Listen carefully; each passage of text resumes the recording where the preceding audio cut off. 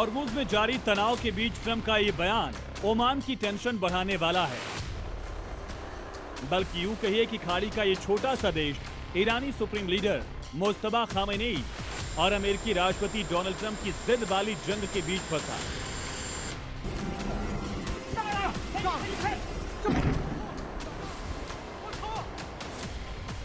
और ऐसा तब है जब ओमान लंबे समय से सहयोगी है। इस नाते इसी जंग में ईरान के हमले झेल चुका है, बड़ा नुकसान उठा चुका है। लेकिन ट्रंप ने ओमान को ही उड़ा देने की धमकी दे डाली। ईरान से डील नहीं हुई तो ओमान को उड़ा देंगे ट्रंप।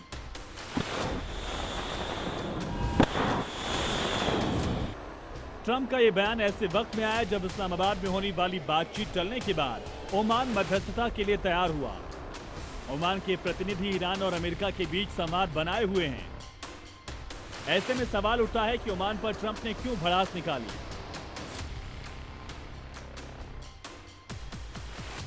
ओमान एक छोटा सा देश है, लेकिन स्ट्रेट ऑफ हॉर्मुज़ के दक्षिण पश्चिम में अमेरिका का बड़ा रणनीतिक साझेदार है। अमेरिकी सेनाएं ओमान से ही ईरानी गतिविधियों की निगरानी करती हैं। ओमान ने अमेरिकी सुरक्षा के बदले अपनी जमीन को हमले के इस्तेमाल करने की भी मंजूरी दी। यह सवाल डील में ट्रंप के प्रतिनिधि और ट्रेजरी सेक्रेटरी स्कॉट बेसेंट से पूछा गया। ओमान जंग में शुरुआती नुकसान के बाद इस बात का पैरोकार है कि खाड़ी क्षेत्र में तनाव और जंग हमेशा के लिए खत्म होनी चाहिए। उसने ईरानी हमलों के बाद भी ईरान के नेतृत्व से संपर्क बनाए रखा। उसके साथ क्षेत्रीय विवादों के बावजूद खुद को एक मध्यस्थ के रूप में स्थापित करने की कोशिश की। ओमान आमतौर पर कतर, सऊदी अरब और यूएई जैसे खाड़ी देशों की तुलना में अधिक शांत और पर्दे के पीछे की भूमिका निभाता रहा है।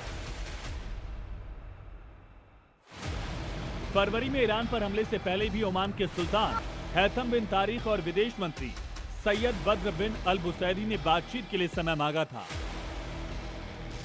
जब अमेरिका ने हमला कर दिया और जंग 40 दिन से ज्यादा खिंच गई, तब ओमान की तरफ से यह भी कहा गया कि जंग को आगे बढ़ाकर अमेरिका पूरे अरब और मिडिल ईस्ट में अपनी साख को नुकसान पहुंचा रहा है।